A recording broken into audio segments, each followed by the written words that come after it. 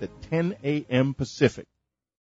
From Nashville, filling in for Whitley Strieber, this is William Henry, and this is Dreamland. Welcome, everyone. Imagine hacking your way through an impenetrable rainforest in search of a secret cave loaded with records of a lost civilization. At the cave's entrance, you see mystic symbols. One of them is the open sesame, but which one? The fact is, according to our guest today, Mr. Stan Hall, a system of tunnels and caves beneath Ecuador and Peru is reputed to hold an ancient treasure house of artifacts and objects of incalculable value for humanity, including 2 libraries, one containing metal books inscribed or embossed with strange inscriptions and geometric designs, and the other storing tablets of crystal. Today we're also going to pull on the thread of a golden thread of prehistory in search of a lost key of knowledge in the archives of Atlantis. My readers may think I'm talking about the lost language of the birds, the mysterious ancient language the alchemist Fulcanelli called the language of the gods, which was believed to have been spoken by Adam and Eve in the Garden of Eden, which some think was Atlantis, and that this language was also recovered by King Solomon. Stan Hall, however, will give us reason to think that the original Eden, or center of humankind, was in the shadows of the Andes in South America, not southern Iraq. He'll tell us about his expedition to the caves of Tayos, meaning birds, a place in Ecuador, and his quest for a library of metal plates written long ago in the language of the gods.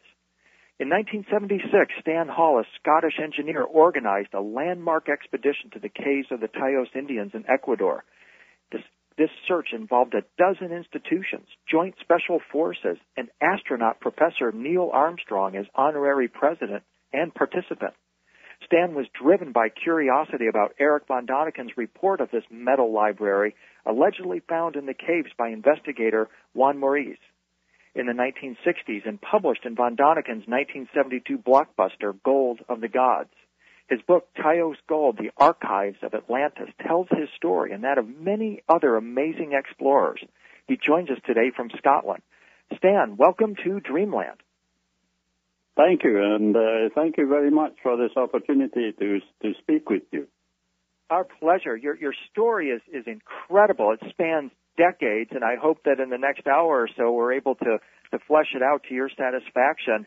In thinking about this, Stan, I'm thinking it might be best for us to begin by talking about the subject of ancient archives, since this is the backdrop of your story. And in reading your book, I was very interested in your remarks about the archives and treasure sought by Nebuchadnezzar.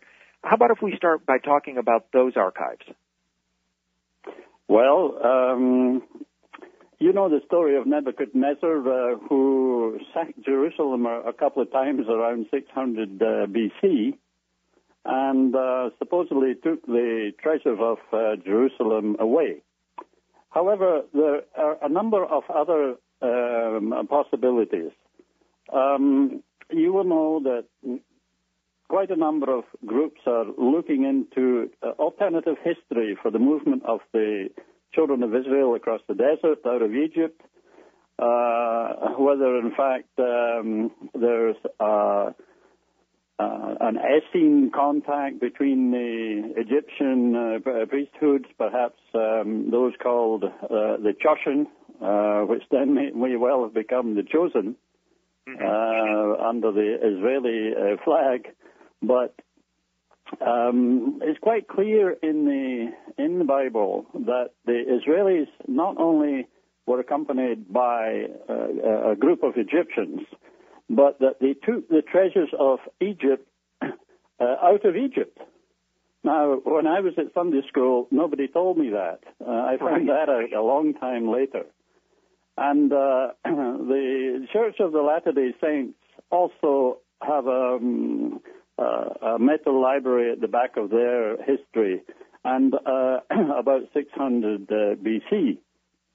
And there seems to be, to me, a possible connection there around that time of Nebuchadnezzar's invasions of Palestine. Now, I know quite a bit about the Mormon history, as it's called, and I hope any Mormons listening in will forgive me for using the term Mormon, because the term Latter-day Saints is something that's very long to say.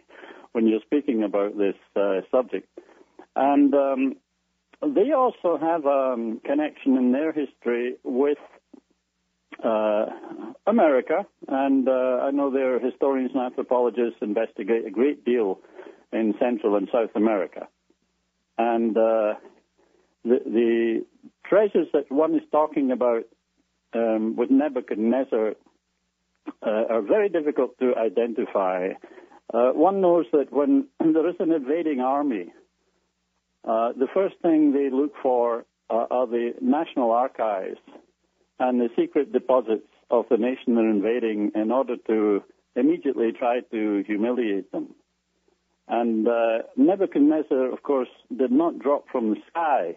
He was riding his chariot, and it would take him quite a while to get to where he was expected in Jerusalem. And I think that the priesthood at that time would probably have taken steps to hide what treasures they had. The identification of what these treasures were and where they came from, I think, is a subject of quite a lot of debate.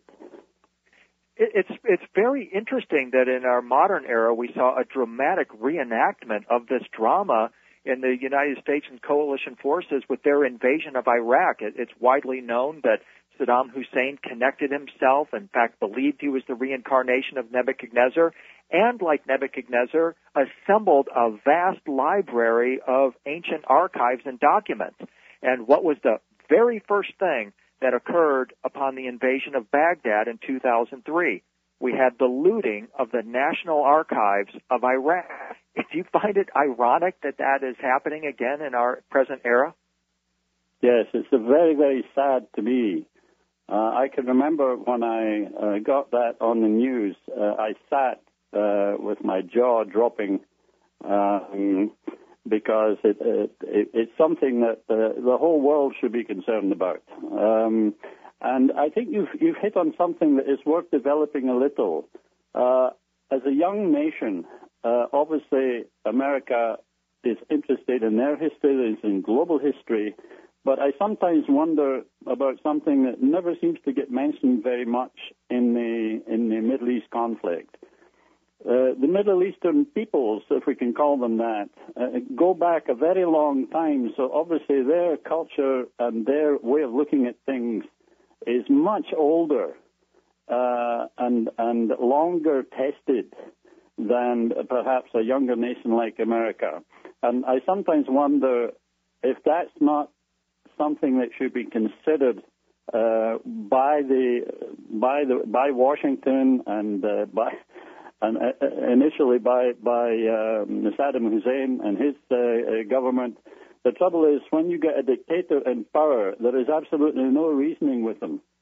And someone as egocentric as Hussein is very, very difficult to deal with. And if he sees himself as a mission, then it's impossible to deal with. And, of course, that's what led to the war. But underneath all of this, it is something that is very sad to see history being torn apart. I try to look at the world through a very little formula that all politics comes out of history, and all history comes out of geography. And all geography essentially comes out of geology. And most wars have always been about raw materials and minerals. And there's no escaping this. I'm not saying this is what's going on in Iraq, but it certainly is very difficult to find any war that took place in, let's say, South America that has not been over mineral resources. Right. Stan, you write that not until the global slaughter of the 20th century did people of all religious persuasion realize the price being paid forth for the deliberate camouflage of historical truth. The bloody 20th century, more than any other, demonstrated how adept at doublespeak and the manipulation of secrecy and fears as weapons of mass control. Let's talk about this idea that there are forces going back into deep history, maybe even connected with the Israelite priesthood of Melchizedek, that knew about our deep ancient past and have used this knowledge to manipulate us on into present times. Yes, I think that's very true. I think that there is a confrontation between the use of knowledge, between its use for education and its use for manipulation. And these are two global opposing forces. And unfortunately, the faster we move with technology, the more confused, let's say, the masses of people become, and the more easily they are manipulated. And unfortunately, if only because they don't have time, because they're trying to feed their family, or they're trying to get things done quickly during the day. There's so many things to do that the big picture escapes them. And if they're confronted with it, they will very often say, well, I don't really have time to think about that. We'll leave that to the governments. And unfortunately, and the governments know this better than anyone else, I think, that is not really the way to do it. And there's a danger, I feel, that governments, because of the same kinds of problems they have at their levels, are moving further and further away from the ordinary man in the street. And this is why I think there's more concern and more talk of conspiracies and more talk of manipulation and so on going on at this time. Stan, we have to take a quick break, and when we come back, I'd like to delve deeper into your book, Tayo's Gold, by looking into your story, your investigation and friendship with the scholar and linguist philosopher Juan Maurice. This is William Henry. This is Dreamland. We'll be right back. This is William Henry. We're continuing with Stan Hall. Stan, I'd like to get into this incredible relationship you had that spanned decades with a South American scholar named Juan Maurice, and pardon me if I'm butchering his name. Talk about this mostly unknown person, an amazing person that had some absolutely amazing theories about what was happening in Ecuador and his connection with a quest for lost treasure. Yes, well, there are two parts to this story. One is treasure, and the other is history. Juan was of Hungarian background, of good family. They scurried out of Hungary, I think, to France when the Russians moved in, and ultimately Argentina became his second home. He took on what job he could and became a kind of continental salesman for agricultural products and so on. But of course, with a mind like his, he became very close with some of the high-level leading people in South America. We're talking about, for example, he advised Pérez Jiménez, the then president of Venezuela, during the Russian invasion of Hungary in 1958. Was it 56? That he should immediately fly a plane into Budapest and bring out as many Hungarian professionals and take them to Venezuela as possible. And that actually happened, which is probably why there's a high incidence of people of Hungarian stock in Venezuela. And Pérez Jiménez, his whole family apparently were quite close with Juan Maurice. I remember Juan telling me a story that at the residence of Pérez Jiménez, there arrived a little cart all done up with bells and flowers, and two little carts pulled by little Welsh ponies, a bit like Shetland ponies, and themselves all done up with bells and jingles and so on. And this was an amazing thing to suddenly arrive at the president's doorstep, and this was a gift from Juan Maurice. Wow. For the president's two young children. So that's how close he was there. I know in Argentina he was always being invited to top tables all around the country. It didn't matter whether they were of a right-wing or left-wing tables. But Juan was always someone they liked to be seen with. And meantime, at the back of his mind, he was looking at I now believe he had been studying a lot what a number of Hungarian historians have been looking at for quite some time, and that is the origin of the Hungarian peoples. You know, the Hungarian language is very difficult to connect with any other language in Europe. It's tied to Finnish, it's tied to Estonian, a bit Turkish, and so on. Apparently, it was much more widespread, especially during the time of the Roman Empire. And these Hungarians, I also believe, played a big part in ancient British history. Up in Scotland, because the Scots didn't write their early history, they were classified, of course, as savages, Picts and Scots. But on analysis, the 7 major clans or tribes of the so-called Lost Pictish tribes all have Hungarian names if they're analyzed. The tribe that threw Julius Caesar out of the country, and bear in mind he had taken over invade Britain, the most experienced veteran army in the world, and they were sent packing in 3 weeks by a superior British force, and using chariots which were, strangely enough, of Hittite style, and the main tribe in Britain, the noble tribe, one might say, at that time was called the Kasi or Kazi. Now, it's not long ago that I came across the fact that the Kazi were an old Hungarian tribe. And I immediately thought to myself, now I wonder if that Hungarian tribe anciently built Stonehenge, because I think the secret of Stonehenge lies in that name, as long as you read it as Hungarian, Istenhenger, Isten meaning God, and Henger meaning circle or cylinder. In other words, the cylinder of God, the circle of God. And I'm trying to look a little bit further into that, but my intuition is telling me that these same Kasi that chased Julius Caesar out some centuries later from Britain were the same Kasi that built Istenhenger or Stonehenge, and they were of Magyar background. Now, when I say Magyar, one's beliefs also were that they had the Phoenicians, for example, and when you look at that word Phoenician, Phoenicians,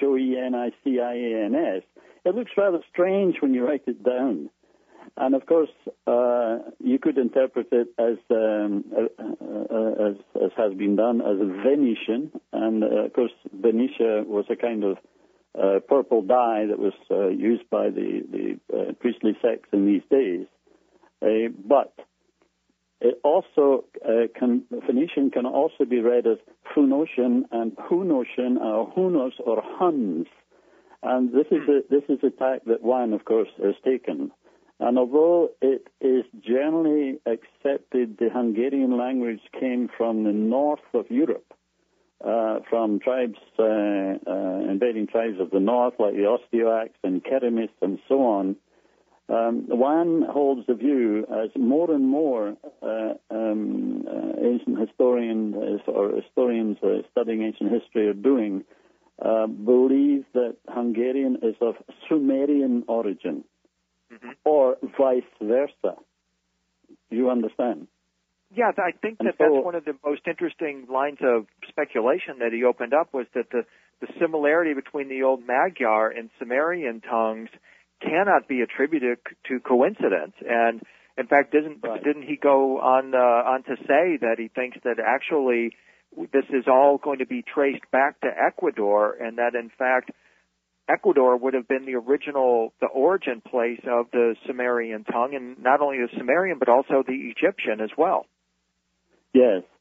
Well, it wasn't one that said what I'm going to now say. It was my little voice inside me that when I was over in Ecuador, and I was there quite some time, it dawned on me one day that the name Atlantis, and I was never a person to believe in Atlantis, but the name Atlantis, see, if it's broken down into two elements, we'll read Atl and Antis. Mm-hmm. And Atl over there in the Amerindian language means either it means old or it means of the time of the mother waters, that is the time of the deluge. And the Antis is simply the Amerindian word for the Andes themselves. And amongst the four parts of the ancient kingdom of Taiwan-Tinsuyu, or P-Inca Taiwan-Tinsuyu, you have like Kuntisuyu, Chinchasuyu, and then to the east in the Andean area, it's called Antis-Suyu, which means land of the Antis. Land of the Antis. Now, that's very interesting because the Hopi, in their creation mythology, tell that they were rescued from a deluge by the ant people. Would you surmise there's a connection? Enough, I read that the other day. That's very, very coincidental, but then we shouldn't be believing in coincidences when we're talking about the same things that we're both interested in. Right. Because if you're like me, you don't believe in coincidences. No, it's like a UFO. I've never seen one.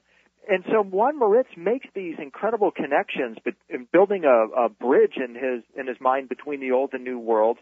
But he goes that one step further and says that there was a library of metal books containing the history and scientific knowledge of an unknown advanced civilization which spoke this language you're referring to, Magyar, which is the mother tongue, he believed, of Quechua, Sumerian, Sanskrit, and others, and that this library of metal books is hidden in a subterranean world of the Andes. And what I want to talk about when we, as we continue here more and more, is your incredible journey throughout the 1970s to actually follow the trail of these clues to bring forward the lost secrets of this ancient archive. But before we do that, we've just got a couple of minutes here before we go to the break stand. One of the things that just struck me so profound about his research too, and I'm wondering if you can tell us a little bit more about this, is Juan Moritz's alleged discovery of irrefutable proof within this metal library of the extraterrestrial origins of the Atlantis Magyar language, and he traced this to the constellation Ursa Major. Can you talk about that just for a moment here? Yes, okay. First of all, you'll understand I was coming from a very Scottish Presbyterian skeptical background into this story. And I knew that once I started, I'd have to I'd finish up walking, let's say, a mystical path with very practical Scottish feet. And I saw that as a very good tool to take along, and it served me extremely well. And Juan was very pleased about that because he saw very little difference between Scots and Hungarians. If you look at them, they all have traditional types of similar dances and colorful national dress and bagpipes and so on and so on. So we used to pull the Basques into that little conversation as well, of course. And there's a lot of similarities between them. But I have to make this very clear. The first time I ever heard about the Caves of the and Juan Moritz was in Eric von Daniken's book, Gold of the Gods. If I had not read that, I don't know when I would have heard of the Caves of the Taos. It just so happened that when I was reading that book, I was very much investigating my own line of ancient history. And, Stan, can I ask you to if we can take a quick break here? We're up on the break, and I want to continue this because this takes us right into the heart of this mystery. I want to make sure we have plenty of time to talk about it. This is William Henry. This is Dreamland. We'll be right back. This is William Henry. This is Dreamland. We're continuing with Stan Hall. Stan, just before the break, we had broached the subject of the illustrious Eric von Daniken's involvement in this mystery, and you were noting that you read his blockbuster book, Gold of the Gods, the book that came right after Chariots of the Gods, didn't it? Yes, it did. But it was the most sensational story in many ways. Mm-hmm. And because, he was following an interesting line in his book, and I have to say that Eric did come to visit me in Quito. I haven't mentioned that in his book, in my book, but he did. And the upshot of that was he got up, we shook hands, and he said, you know, Mr. Hall, you're not at all the person I was expecting to meet. I'm not quite sure what he meant by that. But his secretary, of course, had said, well, I would set up the meeting. Eric would like to see you. I said, well, I should warn you that Eric has always looked on you as almost his worst enemy since 1976. Because the sales of his books went down dramatically after our expedition. Well, I have to make it very clear that 76 expedition, the major one, specifically excluded any search for treasure and was very much controlled by the Ecuadorian government and so on. They didn't want controversy, et cetera, et cetera. But I have talked about it with Eric, and I think when I said to him, you know, Eric, I think if we all look back 20 years, there are many things we've said we wish we hadn't said. And he sort of gave me a knowing smile, and I think we understood what I was really saying to him, because he was greatly criticized for the way he wrote the book. And I think in my book I say, yes, I think he was probably right to publish, but not the way he did. And I think now he would be the first to acknowledge that. Now, to move more to the core of your question, I'm sorry I diverged a lot there. Juan almost had done so much investigation of history, certainly to my satisfaction, almost to justify what he was ultimately aiming at, and that was to get the connection between basically the origin of civilization in the Americas. And that after the deluge, there had been a mass exodus from the Atlantis into various parts of the world, including Mesopotamia, of course. And they were able to do this because they used these balsa wood to build the rafts. It's light and it's the perfect material to build rafts across the Pacific, as others have been shown. And they took with them their collective wisdom and, according to Juan, established the major civilized centers of the world.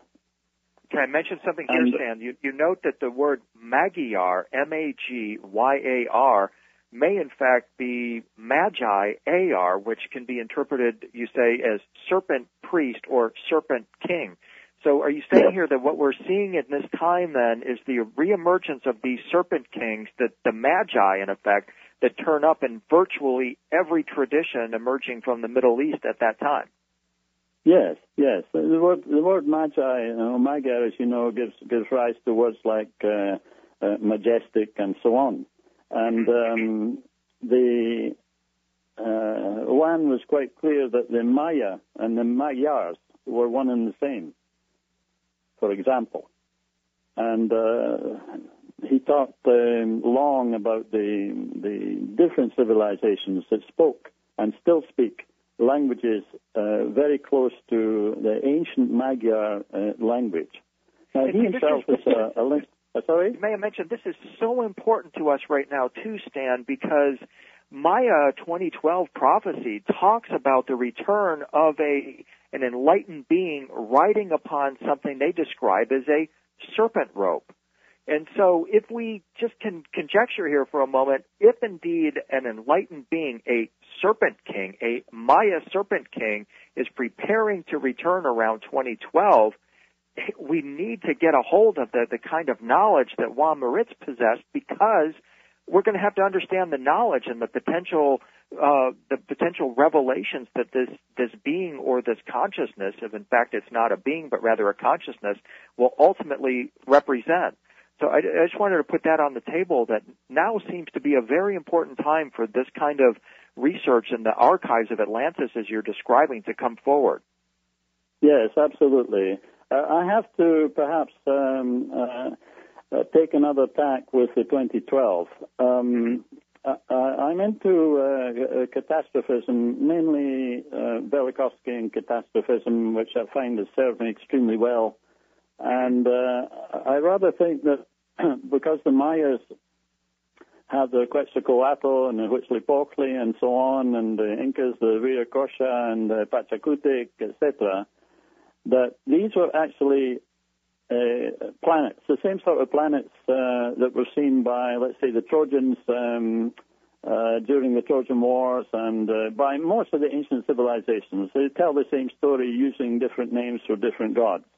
Mm-hmm. And out of that, I see that what has gone wrong with our religions is that there's been an exchange of power and divinity between priests and planets, and somehow we've all got screwed up with the results that we're facing today. Now, having said that, I'm not one of those that believes there's going to be a major world catastrophe in 2012.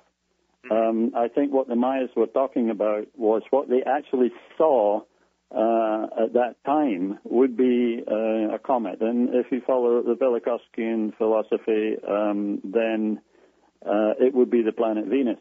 And, of course, we know the planet Venus now is fairly stable in relation to the Earth, although it's, of course, proved to be much younger than anyone thought it was in recent times. And I think that shows that Velikovsky may be in the right track there. That Venus may well have blasted out of Jupiter, as the mythologists say. And this whole question of reading mythology more as history, I think, is one of the most important things we have to do if we want to understand what's happening to us or what has happened to us and the causes of it, as being a kind of suppressed amnesia of what actually went on. When a terrible disaster happens, you tend to want to bury your head and forget it. And I think the whole of civilization has probably got to face that trauma yet, and before it can begin to feel whole again. And not just with the Maya prediction, but the same events took place all over the world, and most of the civilizations kept records. You find them in the Mahabharata or in the Egyptian records or the Hebrew records. It doesn't matter where you look. Genesis basically tells the story. And we have stones in Scotland standing out in the cold, showing the famous spectacle and Z-rod marking. And I've interpreted that as one of the times of the, or a pictograph, if you like, of a major catastrophe that did take place. And the people of that time wanted to leave some kind of record, perhaps a warning that it could happen again. And the Z, which I thought was going to turn out to be, let's say, an arrow, could well be a massive electrical discharge between two planets, and the ends are shaped as the same sort of shapes that you will get when you do the laboratory tests that people like André Perot and some of the Thunderbolt group catastrophists are presently investigating at this moment in time. So catastrophism, I'm saying, has a major, major role to play in our understanding, and I do think that it's the bridge between evolutionism and creationism, because creationism has a lot to do with catastrophism in a way. And I'm hoping this battle between intelligent designers and evolutionists will find the courage to face up to the fact that we are missing a massive piece of history because we're not accepting that these major catastrophes took place at fairly identifiable times. And more recent than we might have previously thought, right? Exactly. And so do you see that the suppression of this evidence, is there a conspiracy to withhold this knowledge of these cataclysms from us, or is it simply that we, until this time, have not really recognized the truth of those cataclysms? Well, I think it's because the way that someone like Velikovsky puts it, it's put in, and it has to be put in an interdisciplinary way. And probably, let's say, comparatively small mind like mine, nevertheless, has come from an interdisciplinary background. I was into architecture and building, and you have to deal with every type of art and scientific discipline in these fields. And putting together even the Ecuador expedition, I mean, that was done within 18 months when it should have taken 4 years by, let's say, someone who'd never organized an expedition before and had never been in a jungle. But it was a background of multidisciplinary and interdisciplinary knowledge that enabled me to do that. Now, it's very, very difficult to understand what some of the catastrophists are saying because they're coming from a multidisciplinary background. And therefore, the key specialists, key scientists who are very much occupied doing their main line of work don't always have the time. In fact, choose not to get into a multidisciplinary, interdisciplinary world. And until that happens, it's going to be very difficult to take the cover off the missing history. I agree. But geology, we're up on a break again, so I'm going to take a quick break. And when we come back, I want to talk more about the expedition and Neill Armstrong's involvement in it. This is William Henry. This is Dreamland. We'll be right back.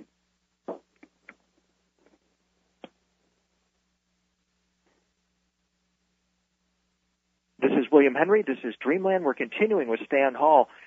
Stan, I wanted to get back into the expedition that you launched in search of this not just the cave, but also how it led you into more deeply into an understanding or a possible understanding of what this metal library and also the crystal library might contain itself. Let's get into that now, and let's talk first about the involvement of the first man on the moon, Neill Armstrong. Tell us about his involvement and how that came to be. Yes. Okay. Strange enough, there was nothing dramatic about this. Our expedition began to grow in size. It started off as the target was to have a small, compact, highly efficient expedition. Then, when the Ecuadorian government got involved, it got bigger and bigger and bigger. Anyway, we got to the stage where we thought, well, we're going to need some kind of titular head for our expedition. And various names were brought up, including Prince Charles, because I happen to know that he studied archaeology, he's very interested in archaeology, and he might just come along. And then, but my main proposal was Neill Armstrong, and for this reason. Number one, when I'd been out to Ecuador on reconnaissance visits the previous 9 months or so, the American embassy and particular individuals and their families of the American embassy warmly welcomed us. I can remember Colonel Doherty, who was doing the Landsat photography of Ecuador at the time, saying, "God damn," he says, "you guys sitting on that aircraft carrier out there in the Atlantic Ocean, we thought you were sinking below the waves, and now here you all are here with all your old British pioneering spirit again. Goddamn." So he was really something. And they threw barbecues for us and this and that. And in fact, they stepped in and helped us take aerial surveys of the area we wanted to go in. Well, I said, okay, we happen to be going in July 1976. Mm-hmm. That happens to be right on the nub of the American bicentennial. Right. And Independence Day is even on the 4th of July. Even though we Brits sometimes joke that we celebrate independence from America rather than America from Britain. But anyway, there it was right there. And I said, well, I think as a token of the help that we've been given by the Americans in Ecuador particularly, and because it's a bicentennial, why don't we try and ask Neill Armstrong? And of course everybody jumped in and said, well, that's ridiculous because you just said it's the bicentennial and the 4th of July, we're going in July, and he'll be in a tremendous demand. And I said, well, okay, but nevertheless, I happen to know that Neill Armstrong his forefathers had come from a Scottish town by the name of Langham, which means long home, to the south of Scotland, and that he was already a free man, had been made a free man of that town. And that is the spiritual home of the Armstrongs. And I know that because my mother was also an Armstrong from Langham. So, in fact, there's some kind of connection, we understand. Neill and I have still got a little bit of contact at various anniversary times. Mm-hmm. And I'm very glad to hear that he was telling me that his family, looking into his background, are tending to believe that they didn't come from Armstrongs that went to Fermanagh in Ireland, but they came straight from Scotland. So we're very pleased to hear about that.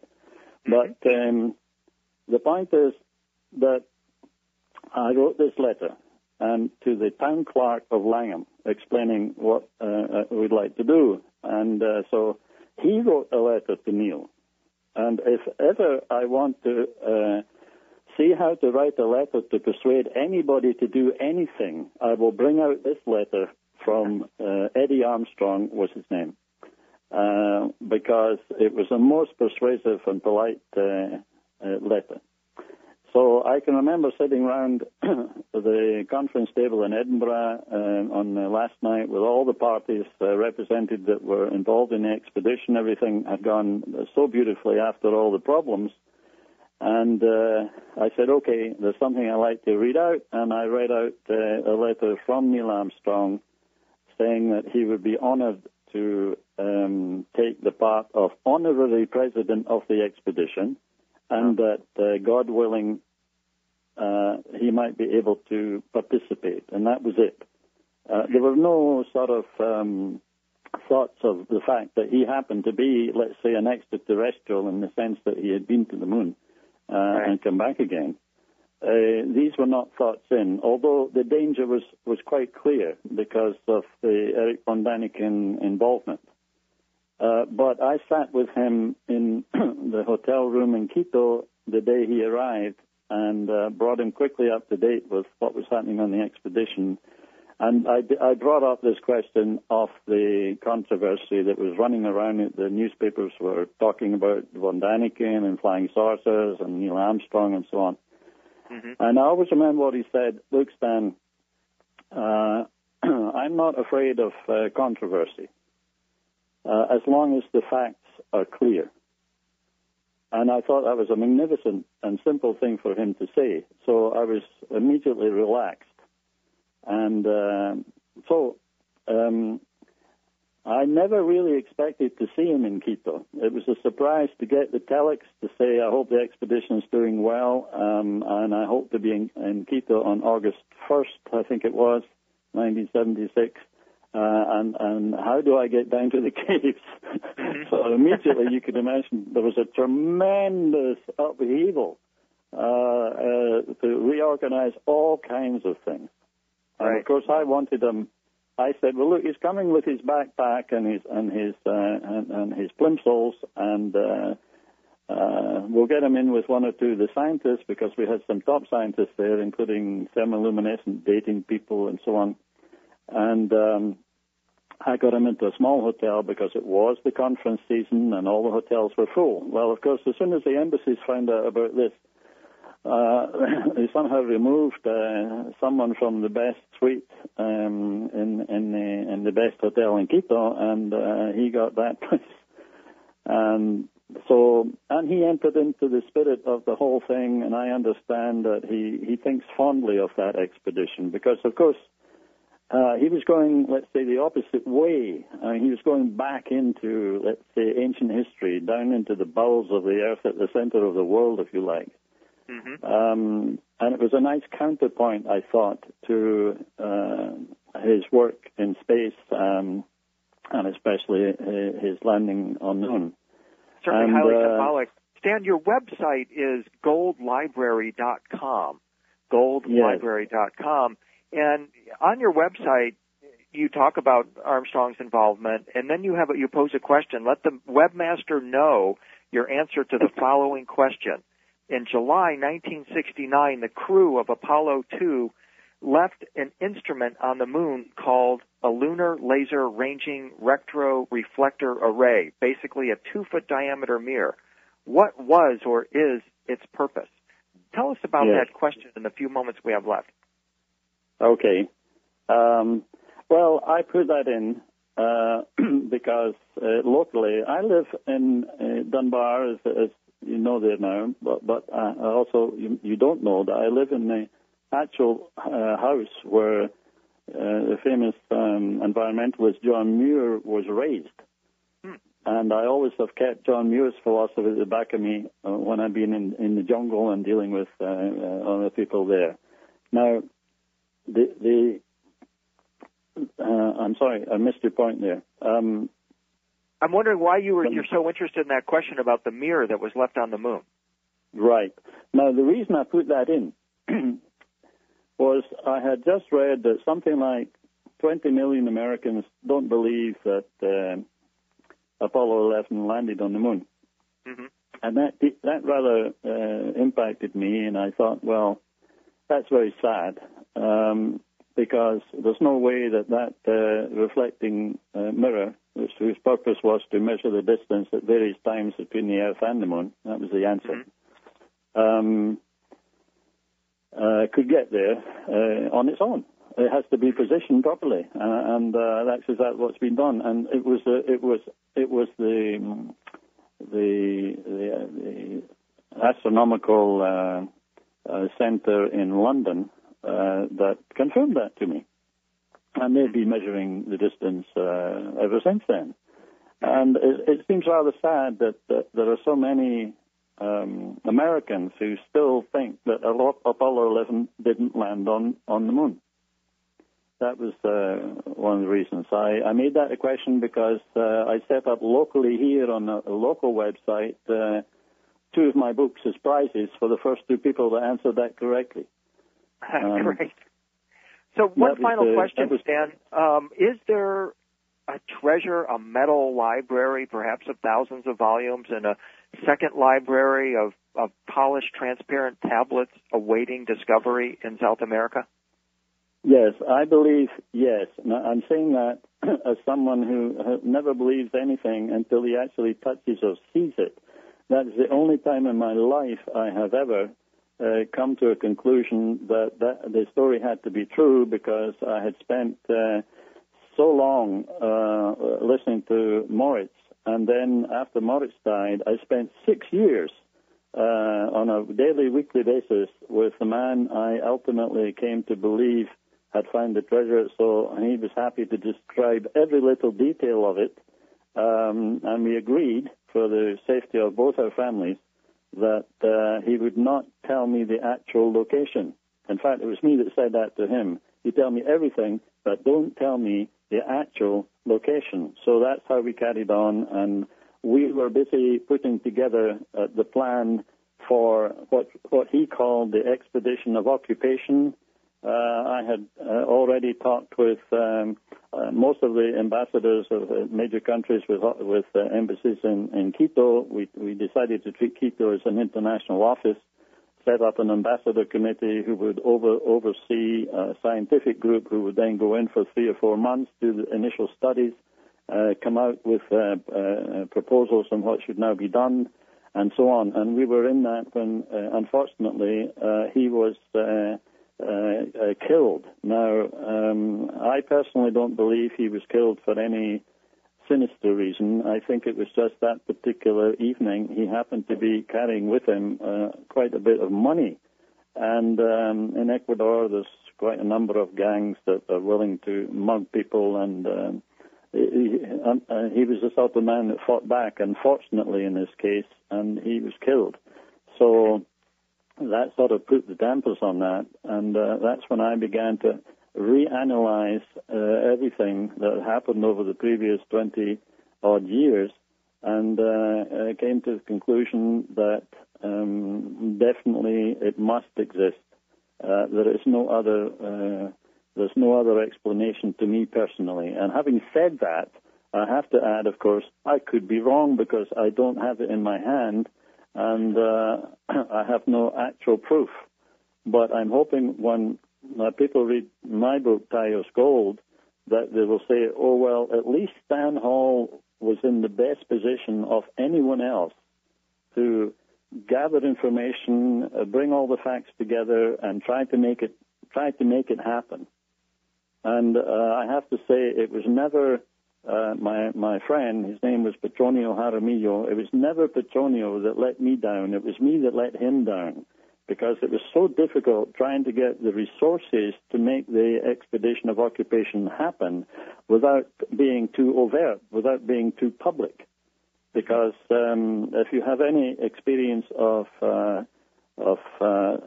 Ecuador, I mean, it's my second country, and I love them, but trying to make things happen and get things done in an organized way is not their best talent.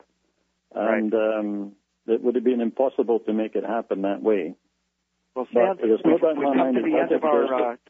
come to the end of our time together, Stan, but I want to thank you very much for sharing this incredible story with us, and I hope everyone will follow up by visiting your website, goldlibrary.com, and pick up a copy of Taos Gold, The Archives of Atlantis.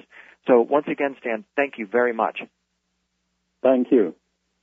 This is William Henry. This is Dreamland. Next up, Linda Moulton Howe. Crop circle season is coming back, and it's coming back to the United States in a big way. Linda has the first report of a crop laid down in the continental United States in this spring, and very early in the spring indeed. You're about to experience something, in fact, that you just can't get elsewhere. Linda is an Emmy award-winning science reporter, and deservedly so. She reports on the leading edge of science discovery and the true mysteries of the unknown. You must go to her website, earthfiles.com, because it's the one science website that really gives you the facts and tells you the secrets that the others are ignoring. earthfiles.com. You're about to hear one of the more fascinating reports about crop circles that you've heard in a long time. Here she is from Albuquerque, Linda Moulton Howe. Thank you, Whitley.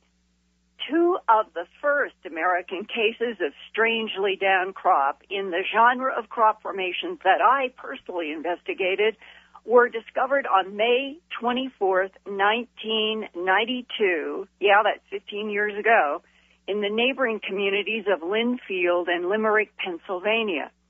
That young wheat had long, straight sections that were scalloped along the edges as if a pulsing energy had laid those plants down with methodical precision. Some sections of the flattened crop were neatly parted like hair, with each side going in opposite directions. There were woven layers overlapping in 90-degree angles. As strange as it all was, pilots flying over said to local residents, well, it must be wind damage. But according to a Ursinus College scientist back in 1992 who collected plants for study, he found stems bending at angles from growth nodes, as biophysicist Levengood would also report over the following years from crop formations all over the world. Not wind damage, the scientist concluded. 15 years later, in May 2005, another wheat farmer, this time in the Phoenix, Arizona suburb of Tolleson, found flattened pathways about 600 feet long and paralleling two power lines and a road that went along the edge of his huge wheat field. Biophysicist W.C. Levengood's analysis of the Tolleson randomly downed wheat found the same biochemical and biophysical changes that he has confirmed in the more dramatic geometric crop formations from many countries. Tolleson is west of Phoenix. Now, more unusual down plants have been discovered on the east side of Phoenix in the suburb of Chandler. That was on March 25th, 2007, when resident Michael A. Polani took good photographs, and then he forwarded them to Jeffrey Wilson, director of the Independent Crop Circle Research Association in Ohio.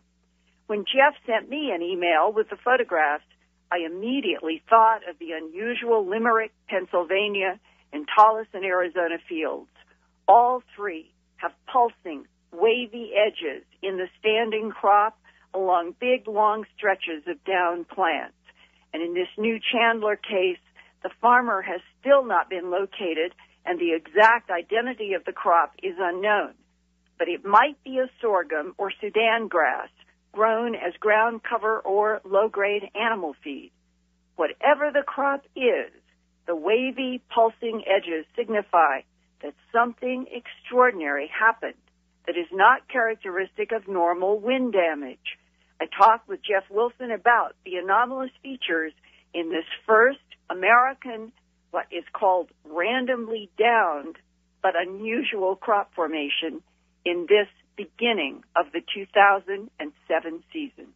The effect that's left behind from whatever is making the plants go down is that it leaves signs of a wave-like effect. You're looking down a very long, extended, straight, flattened pathway. And on either side of the flattened crop, where the standing crop is, you essentially have a regular indentation every 2-3 feet going into the standing stuff, which seems to be perpendicular to the general flow of the plants that are flattened in a straight line. We've seen this type of wave-like flattening in the standing edge of the crop right adjacent to the flattened stuff in several randomly down type formations. In the past, you mentioned the Limerick case that goes all the way back to May of 1992. Right. A couple more recent ones. There was the Tolleson, Arizona one that was in barley from May of 2005.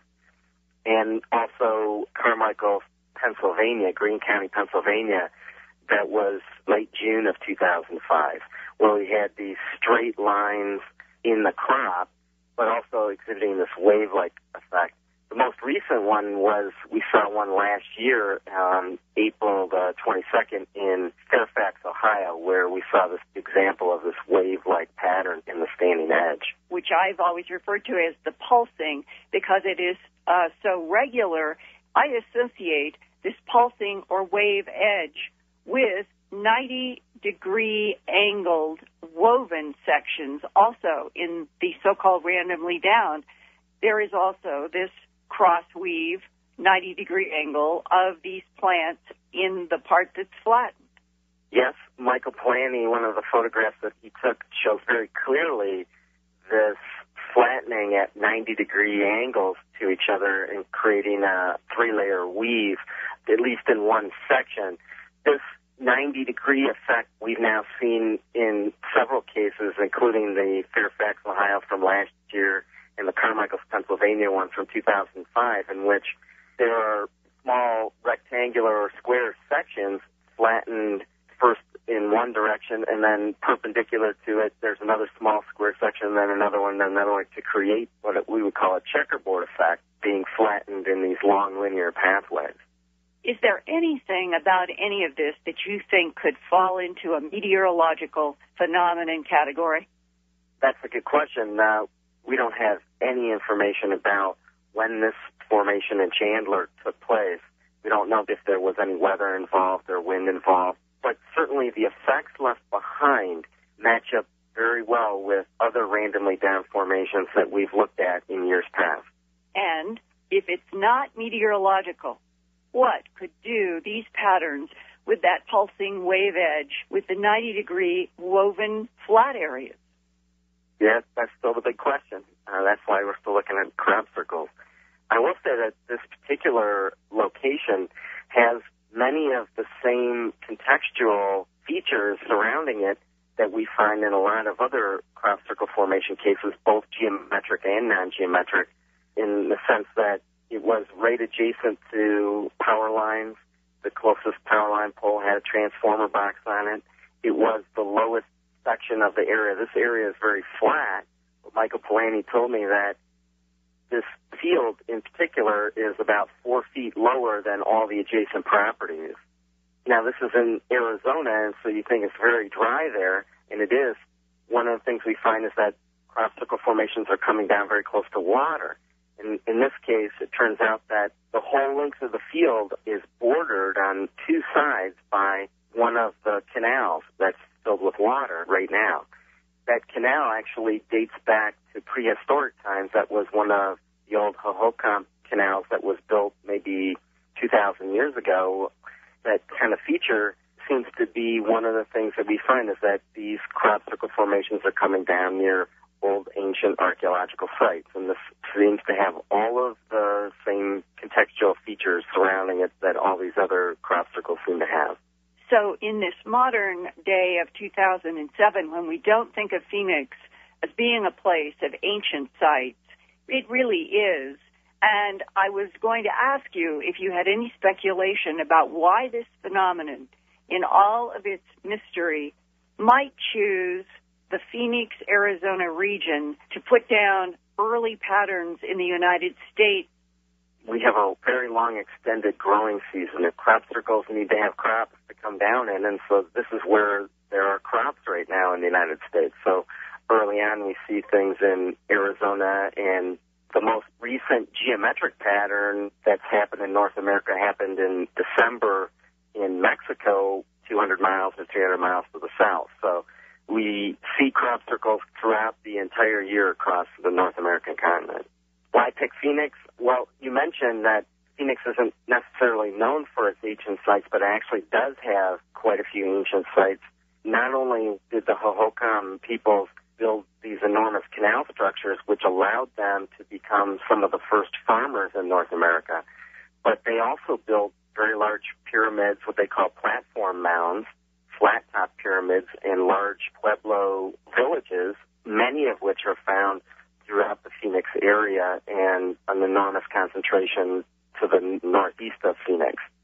Do you have any intuitive sense in your exposure to so many patterns over the years about what the link might be between a very ancient intelligence that knows a great deal about the Earth and what we're calling the modern era of crop formations globally?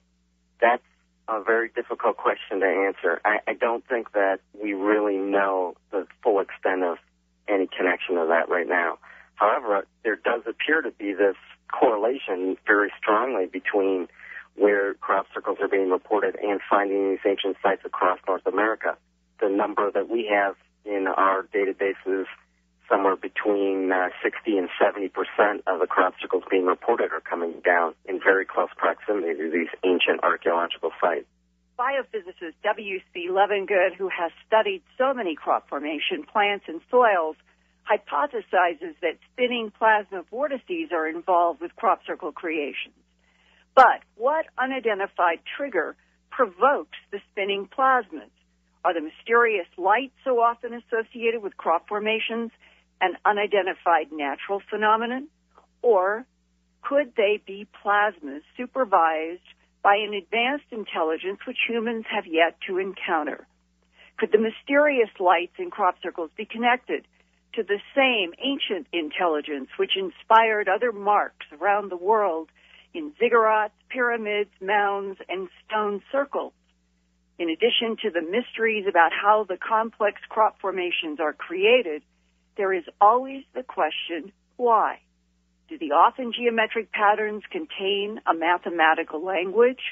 If so, has something over the past decades been trying to warn us that life on Earth is not guaranteed and that great changes are upon us in global warming, rising sea levels, expanding droughts, intensifying storms and hurricanes, threats to food production, and increasing extinctions in Earth's life, which cannot adapt to the speed in which ecosystems are changing?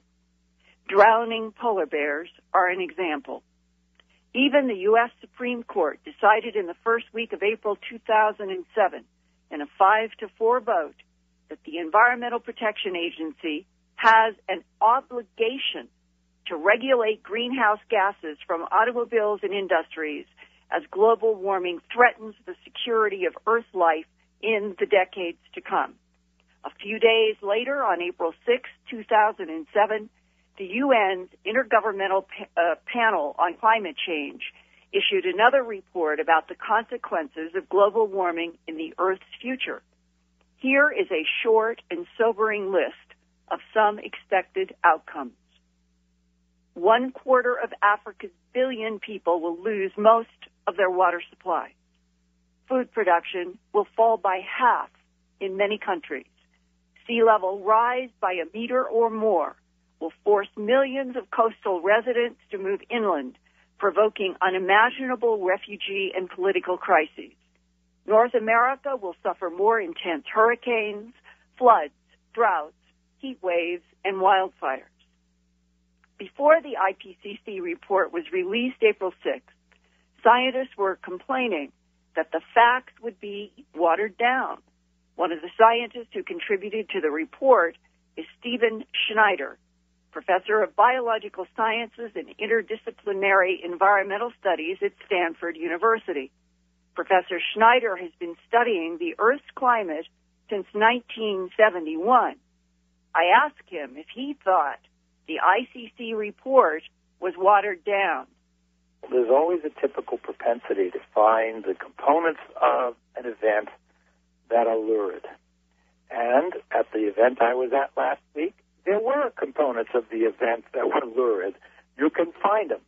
But the truth is about 85% of the document really was at least as good or in some cases improved by the interventions of the government.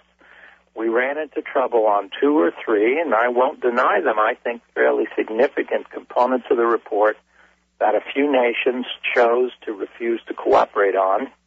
I guess they thought it was an iconic threat against their own interests, and when you're in the UN system, it's by consensus. Consensus means everybody. If 2 countries say no, the system is blocked. If the scientists say what they want to do is scientifically inaccurate, the system is blocked. And then you go into what we call contact groups, face-to-face, you resolve the language. Even the contact groups could not resolve the language. That's very unusual. And there were a couple of issues that got watered down. Well, which countries gave the biggest resistance? One has done it every single time since the IPCC began, and that's Saudi Arabia. Anybody surprised? Why would they want to have a report which discusses the seriousness of a problem created by the burning of their primary export product, oil? So it's not a surprise. And they play the game very honestly. They say, this language is not acceptable to our delegation. They don't even pretend to use scientific arguments. They just refuse. China, on the other hand, which up till now has generally been occasionally suspicious, but by and large a pretty good player, just over and over and over blocked. But they used a different tack, and that's what got many of the lead authors angry, is they started saying that their own experts said that what the lead author said was not scientifically accurate. They produced no such experts. They did not give the nature of the details. They just asserted it. When challenged, they stiffened their back and said, we're not going to vote for it. That led to a pretty angry outburst because scientists are not the type to be told by somebody whose power comes from being a government person that you're wrong, and you're wrong scientifically, but I won't tell you how, and I have the power to block you. So a lot of people were pretty angry about that. Now, they didn't do this in every paragraph. We wouldn't have had a report. They only did it 4 or 5 times. But they certainly picked important items, and it was very difficult to get a compromise from either the Chinese or the Saudis. Once or twice, the U.S. did it.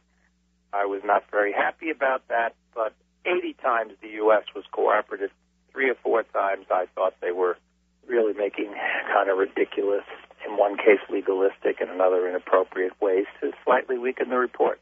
But the U.S. was a very minor offender, and as I said, on balance, they were much more positive than negative, which surprised me, considering the history of the Bush administration in dealing with the blockade of their own government scientists from talking to the media.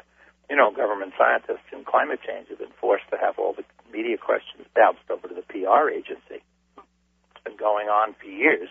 And finally, this Congress, being of the other party, is having hearing after hearing on it and smashing them after smashing them on this behavior. So we had kind of expected that, but I was very pleasantly surprised that the U.S. is a overall positive force at the meeting. though once or twice, no. What were the sticking points specifically for the Chinese and specifically for the U.S.?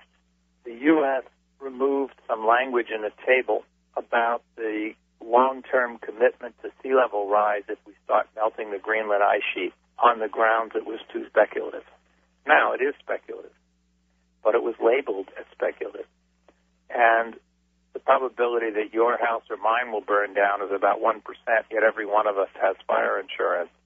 We're talking about the planetary life support system with a probability well higher than 1% of potential deglaciation of major ice sheets and a 1,000-year commitment to 10 or more feet of sea level rise. That's not a trivial issue. Just because it's speculative does not mean it should be removed. It was removed because it was dramatic and they didn't want a dramatic statement in there. We disagreed with the U.S. on that, but of course had the U.S. supported it, it would have been blocked by the Chinese and the Saudis anyway. Mm-hmm. There was another, even more important item where in this very table I'm talking about the one which had listed as a function of how warm it is. So we had 1, 2, 3, 4, and 5 degrees warming, and of course nobody knows how much it'll be warming because we'd have to know how many people in the world, what standards of living they demand, and what technologies we use. And those are, of course, social assumptions about how the world would be organized. Plus there are other uncertainties having to do with the climate itself.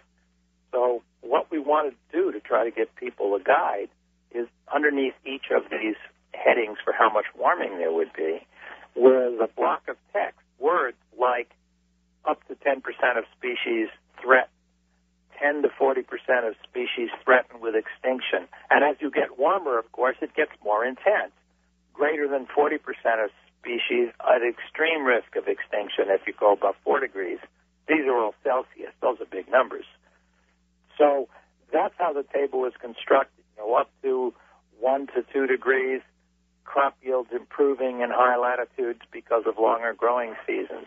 After 3 degrees, crop yields decreasing everywhere, and even at 1 or 2, decreasing in the already hot and poor countries.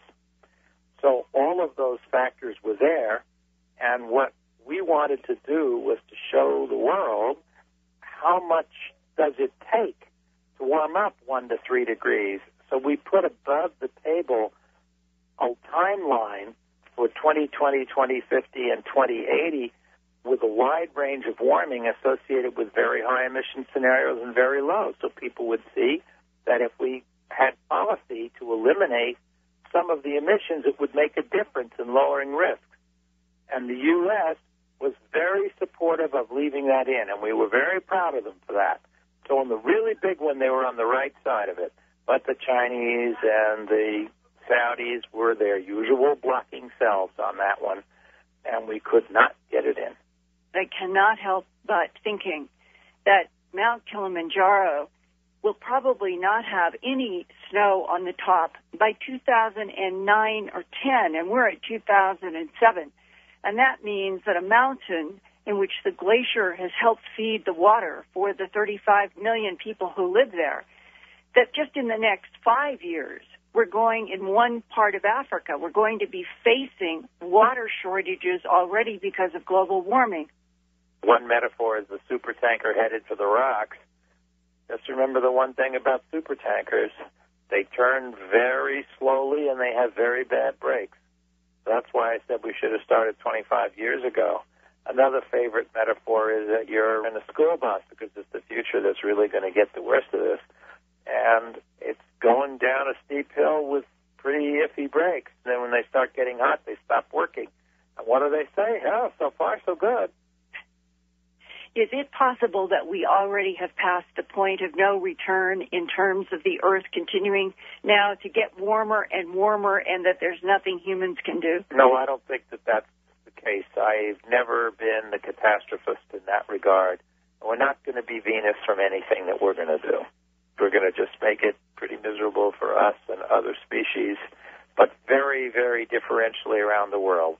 Don't be a poor person in a hot country or live in Hurricane Alley. And I didn't mention the whole world there. Some areas won't be as severely harmed for many, many, many decades. Others are being harmed already.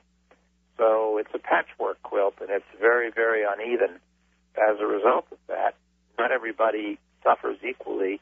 then you have a hard time getting a political accommodation and the cooperation that we need, because a lot of people perceive themselves as not particularly vulnerable, and therefore why should they give up their SUV? The UN's Intergovernmental Panel on Climate Change is planning a third report later in 2007 on what kind of policies can the nations of this planet bring to bear on trying to affect global warming, slow it down, and increase survival on this planet. So Whitley, from crop formations to a time where scientists are themselves saying that facts are being watered down by the political representatives because the facts are so dramatic. Well, you know, Linda, listening to that, I was thinking about, and we've got about 5 to 7 minutes right now to go, so let's talk a little bit. I want to first just react to what he was saying, and thank goodness the United States is finally becoming a little more cooperative in these areas. Before the last election, the Bush administration would have just blindsided this whole thing, I'm sure. But now they're thinking about the next election, and they know that if they keep doing that, it's going to hurt them. So that's to the good. But the other side of the coin is, first of all, Saudi Arabia is an enemy country. It really is, frankly, an enemy state. And we can't acknowledge that because we need their oil. We really have got to get off this oil program and get up into ethanol and whatever else we can find. The French are using nuclear power very successfully. Why can't we do the same? I saw on 60 Minutes the other night a story about this. They've never had a nuclear accident there with their more modern and simpler and safer reactors. We need to get into that business. We need to get into wind power. We need to get into solar power. We need to do all of these things primarily to get out from under the heel of an enemy country. Saudis were primarily responsible for 9/11. The Saudi government supports the Sunni insurgency in Iraq. They are the reason that we can't win in Iraq, and we're not going to win, and we're going to have to go home losers, one way or another, no matter what kind of a face they put on it. Now the Saudi, and also the Saudi government recently, the Saudi king recently said that Saudi Arabia now thinks that the American occupation of Iraq is illegal, and he canceled a state visit to the United States. They're hardening against us. They are an enemy country, and we need to be in a position to be able to do something about that, because mark my words, the next step down this road is the oil step, and that's going to hurt us. We're not going to like that. Right. It's a lousy country anyway. It's a police state. They hate women. They have a ridiculous, fanatical religion that's embedded into the national culture and Wahhabism. It's horrible. Horrible place. Yeah, and Professor Schneider made a point that I thought put everything in true perspective for me in a different way. He said China and India, the two biggest population blocks, we have to help them skip the Victorian age. We have to help them go immediately to advanced renewable technologies. And when he said that, I thought that is exactly what has to happen, and that this next IPCC policy proposal, it means that the countries who have seen the Western world, the United States, England, and the rest of Brazil and other countries that have used fossil fuels at great increasing rates, that those countries are going to have to take the sobering point of view. They can't go through that. They cannot go through their own fossil age. They are going to have to jump to hydrogen, to solar, to wind, to hydrogen, whatever is renewable. Atomic power. But, Linda, it ain't happening in China, and that's why they're also against this. China is putting online a new coal-fired power plant every 7 days. Every 7 days. You're talking an end-game situation here. This is a population that is too large and is seeking prosperity that the world cannot, the planet, I say the world, we can afford to give it, the world, the planet cannot afford. It simply can't afford. And it's unfortunate that they're coming up from behind. They want what everybody else who's in the first world has. They're building it's a magnificent achievement going on in China on one level. On another level, the environment, unfortunately, is going to derail it. Like it or not, it's going to happen to them. They will be derailed. And yes. that is just the fact. And now, we are running out of time. We have a couple more minutes, and I want to say I was completely fascinated by his statistic that crop circles appear most often near ancient sacred sites. And I'm going to end the show. You can make a brief comment after this, but here's where I come out with that. What in the world are we missing about who we are and what our past is? Wow, what a statistic. What do you say about it? Yes, and that is when I wrote my book, Mysterious Lights in Crop Circles, one of the big sub-themes was there appears to be a profound intelligence that has tremendous ancient knowledge about this planet, and that the juxtaposition of crop formations in ancient sites, wherever they have occurred, whether it's the United States, England, or any of the other countries, suggests that we are something that is, I don't know what dimension, this universe, I don't know where it is, but that it may have been trying all of these decades to warn us that what was coming was going to affect our very ability to live on the planet. Many, many people who went into crop formations in the early 90s got those kinds of impressions. And now, today, the juxtaposition of crop formations that continue to occur on a planet that is quickly showing that it is speeding up in its changes and that we may be facing, I hope not catastrophe, but we are facing a planet that, as Professor Schneider said, it is not going to be like anything that we have known in the past.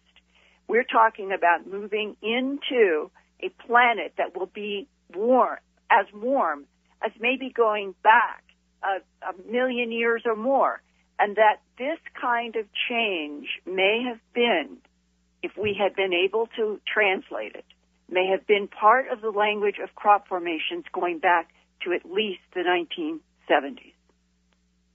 Well, Linda, something went wrong here. I think that the first few verses of Genesis are among the most profound records ever laid down by man, because I think they describe what did go wrong. And I add to that Christ's admonition, be as the lilies of the field, neither do they sow nor they reap. And we don't know what that means. And then there's the resurrection message. And when I was face to face with the visitors, you know what they were like? They weren't like, they didn't have there was no sense of culture. I didn't have the sense I was with a society even. They were more like brilliant animals. And I think that what we lost when we gained knowledge of life and death and good and evil was a kind of exquisite instinct without which no intelligent species can ever survive, because what it is letting the will of God through into our universe, using us as the conduit. It's a completely different way of being, and I just sense that that's something like that is what the Genesis records us as having lost, and now we're coming to face the final end of it, the final consequences. We've lost it, and now we have to live fully with that loss, because we have been leaving the Garden of Eden for thousands of years. It didn't happen in a day. It's still happening. And we will have fully been locked out of the garden when we starve. And that is about to happen. Yeah, even disappearing honeybees. Disappearing honeybees, and now there's a new wheat blight coming out of Africa that there isn't a single stalk of wheat in the world that is resistant to. It's reached England already. I'm telling you, yes, we are going to starve. We have no idea, this whole climate change thing, what is going on. April, the coldest month of April in 113 years. Now another scientific report proves that the sun is playing a big role in global warming. And so the result of this is the Christian right is now saying, oh, don't worry about it anymore. There's nothing we can do about it. I'm sorry. You need to worry about it, whether you can do anything about it or not, if your life depends on it. Folks, it's been a very provocative dreamland. I loved the William Henry portion of it myself. Next week, let's say, South America that has not been over mineral resources. Right. Stan, you write that not until the global slaughter of the 20th century did people of all religious persuasion realize the price being paid forth for the deliberate camouflage of historical truth. The bloody 20th century, more than any other, demonstrated how adept at doublespeak and the manipulation of secrecy and fears as weapons of mass control. But let's talk about this idea that there are forces going back into deep history, maybe even connected with the Israelite priesthood of Melchizedek, that knew about our deep ancient past and have used this knowledge to manipulate us on into present times. Yes, I think that's very true. I think that there is a confrontation between the use of knowledge, between its use for education and its use for manipulation. And these are two global opposing forces. And unfortunately, the faster we move with technology, the more confused, let's say, the masses of people become, and the more easily they are manipulated. And unfortunately, if only because they don't have time, because they're trying to feed their family or they're trying to get things done quickly during the day. There's so many things to do that the big picture escapes them. And if they're confronted with it, they will very often say, well, I don't really have time to think about that. We'll leave that to the governments. And unfortunately, and the governments know this better than anyone else, I think, that is not really the way to do it. And there's a danger, I feel, that governments, because of the same kinds of problems they have at their levels, are moving further and further away from the ordinary man in the street. And this is why I think there's more concern and more talk of conspiracies and more talk of manipulation and so on going on at this time. Stan, we have to take a quick break, and when we come back, I'd like to delve deeper into your book, Tayo's Gold, by looking into your story, your investigation and friendship with the scholar and linguist philosopher Juan Maurice. This is William Henry. This is Dreamland. We'll be right back. This is William Henry. We're continuing with Stan Hall. Stan, I'd like to get into this incredible relationship you had that spanned decades with a South American scholar named Juan Maurice, and pardon me if I'm butchering his name. Talk about this mostly unknown person, an amazing person that had some absolutely amazing theories about what was happening in Ecuador. Treasures where and where they came from, I think is a subject of quite a lot of debate. It's very interesting that in our modern era we saw a dramatic reenactment of this drama in the United States and coalition forces with their invasion of Iraq. It's widely known that Saddam Hussein connected himself, in fact believed he was the reincarnation of Nebuchadnezzar, and like Nebuchadnezzar, assembled a vast library of ancient archives and documents. And what was the very first thing that occurred upon the invasion of Baghdad in 2003? We had the looting of the National Archives of Iraq. Do you find it ironic that that is happening again in our present era? Yes, it's very, very sad to me. I can remember when I got that on the news, I sat with my jaw dropping because it's something that the whole world should be concerned about. And I think you've hit on something that is worth developing a little.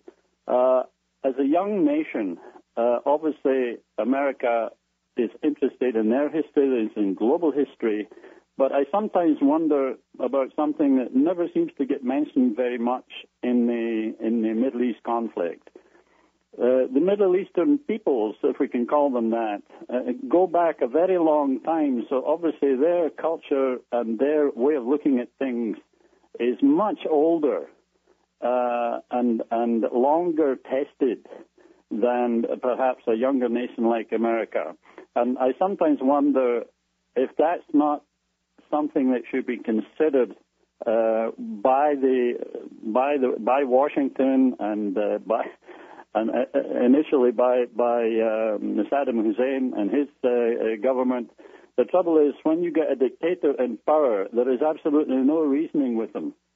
And someone as egocentric as Hussein is very, very difficult to deal with. And if he sees himself as a mission, then it's impossible to deal with. And, of course, that's what led to the war. But underneath all of this, it is something that is very sad to see history being torn apart. I try to look at the world through a very little formula that all politics comes out of history, and all history comes out of geography. And all geography essentially comes out of geology. And most wars have always been about raw materials and minerals. And there's no escaping this. I'm not saying this is what's going on in Iraq, but it certainly is very difficult to find any war that took place in... And his connection with a quest for lost treasure. Yes, well, there are two parts to this story. One is treasure, and the other is history. One was of Hungarian background, of good family. They scurried out of Hungary, I think, to France when the Russians moved in, and ultimately Argentina became his second home. He took on what job he could and became a kind of continental salesman for agricultural products and so on. But, of course, with a mind like his, he became very close with some of the high-level leading people in South America. We're talking about, for example, he advised Pérez Jiménez, the then president of Venezuela, during the Russian invasion of Hungary in 1958. Was it 56? That he should immediately fly a plane into Budapest and bring out as many Hungarian professionals and take them to Venezuela as possible. And that actually happened, which is probably why there's a high incidence of people of Hungarian stock in Venezuela. And Pérez Jiménez, his whole family apparently were quite close with Juan Moritz. I remember Juan telling me a story that at the residence of Pérez Jiménez, there arrived a little cart all done up with bells and flowers, and two little carts pulled by little Welsh ponies, a bit like Shetland ponies, and themselves all done up with bells and jingles and so on. And this was an amazing thing to suddenly arrive at the president's doorstep, and this was a gift from Juan Moritz. Wow. For the president's two young children. So that's how close he was there. I know in Argentina he was always being invited to top tables all around the country. It didn't matter whether they were of a right-wing or left-wing tables. But Juan was always someone they liked to be seen with. And meantime, at the back of his mind, he was looking at, I now believe he had been studying a lot what a number of Hungarian historians have been looking at for quite some time, and that is the origin of the Hungarian peoples. You know, the Hungarian language is very difficult to connect with any other language in Europe. It's tied to Finnish, it's tied to Estonian, a couple of times around 600 BC, and supposedly took the treasures of Jerusalem away. However, there are a number of other possibilities. You will know that quite a number of groups are looking into alternative history for the movement of the children of Israel across the desert out of Egypt, whether in fact there's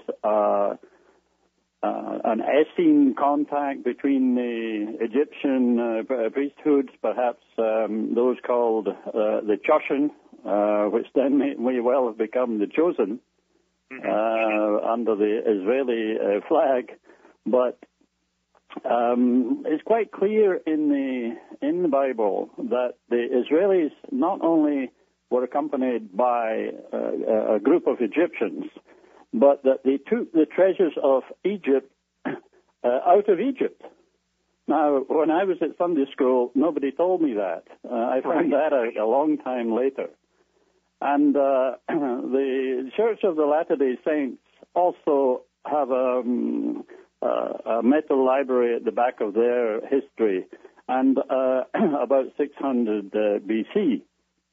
And there seems to be, to me, a possible connection there around that time of Nebuchadnezzar's invasions of Palestine. Now, I know quite a bit about the Mormon history, as it's called, and I hope any Mormons listening in will forgive me for using the term Mormon, because the term Latter-day Saints is something that's very long to say when you're speaking about this subject. And they also have a connection in their history with America, and I know their historians and anthropologists investigate a great deal in Central and South America. And the treasures that one is talking about with Nebuchadnezzar are very difficult to identify. One knows that when there is an invading army, the first thing they look for are the national archives and the secret deposits of the nation they're invading in order to immediately try to humiliate them. And Nebuchadnezzar, of course, did not drop from the sky. He was riding his chariot, and it would take him quite a while to get to where he was expected in Jerusalem. And I think that the priesthood at that time would probably have taken steps to hide what treasures they had. The identification of what these... At 10 a.m. Pacific. From Nashville, filling in for Whitley Strieber, this is William Henry, and this is Dreamland. Welcome, everyone. Imagine hacking your way through an impenetrable rainforest in search of a secret cave loaded with records of a lost civilization. At the cave's entrance, you see mystic symbols. One of them is the open sesame, but which one?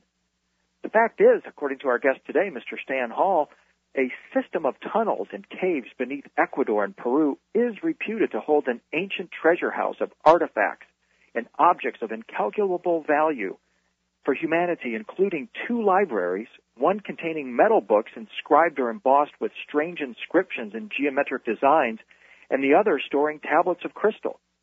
Today we're also going to pull on the thread of a golden thread of prehistory in search of a lost key of knowledge in the archives of Atlantis. My readers may think I'm talking about the lost language of the birds, the mysterious ancient language the alchemist Fulcanelli called the language of the gods, which was believed to have been spoken by Adam and Eve in the Garden of Eden, which some think was Atlantis, and that this language was also recovered by King Solomon. Stan Hall, however, will give us reason to think that the original Eden, or center of humankind, was in the shadows of the Andes in South America, not southern Iraq. He'll tell us about his expedition to the caves of Tayos, meaning birds, a place in Ecuador, and his quest for a library of metal plates written long ago in the language of the gods. In 1976, Stan Hall, a Scottish engineer, organized a landmark expedition to the caves of the Tayos Indians in Ecuador. This search involved a dozen institutions, Joint Special Forces, and astronaut Professor Neill Armstrong as honorary president and participant. Stan was driven by curiosity about Eric von Daniken's report of this metal library allegedly found in the caves by investigator Juan Maurice in the 1960s and published in von Daniken's 1972 blockbuster Gold of the Gods. His book, Tayo's Gold, The Archives of Atlantis, tells his story and that of many other amazing explorers. He joins us today from Scotland. Stan, welcome to Dreamland. Thank you, and thank you very much for this opportunity to speak with you. Our pleasure. Your story is incredible. It spans decades, and I hope that in the next hour or so we're able to flesh it out to your satisfaction. In thinking about this, Stan, I'm thinking it might be best for us to begin by talking about the subject of ancient archives, since this is the backdrop of your story. And in reading your book, I was very interested in your remarks about the archives and treasures sought by Nebuchadnezzar. How about if we start by talking about those archives? Well, you know the story of Nebuchadnezzar, who sacked Jerusalem